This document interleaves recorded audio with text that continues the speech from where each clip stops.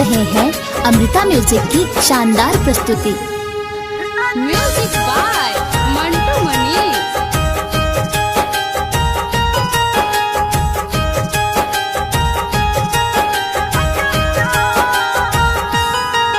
दिल हमर नहीं तोड़बे, संग हमर नहीं छोड़बे।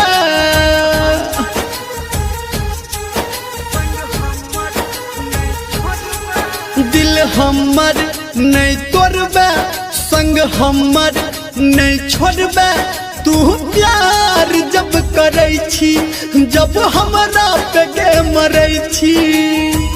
वादा कर हमरा नहीं तू देबही जखम। खो कसम, खो कसम हे गे जान। खो कसम, खो कसम हे गे जान।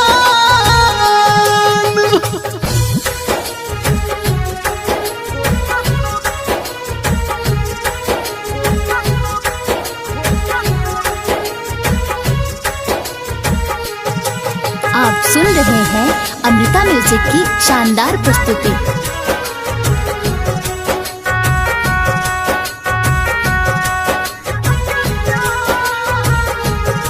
हमको ना के करी विश्वास, कि पता हमर जिंदगी करबे नाश।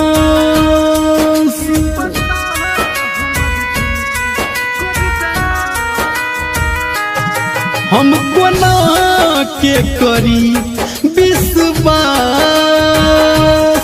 कि पता हमर जिंदगी करबे नाश। प्यार तोरा से करही छी गे हम, कि पता नहीं तू कर बेसितम। खो कसम, खो कसम हे गे जान। खो कसम, खो कसम हे गे जान।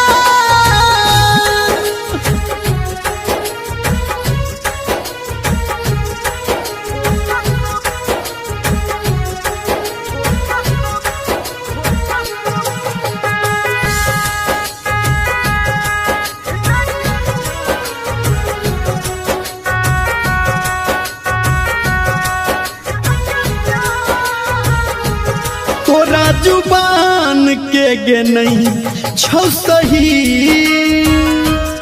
राइटर सनटू जान दिलकौ गे कही।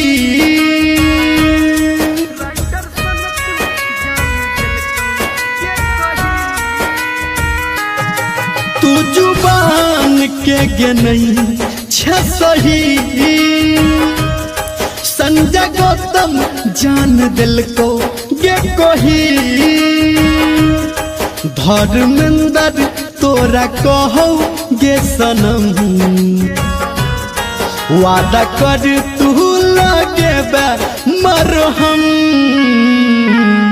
खो कसम, खो कसम हे गे जान।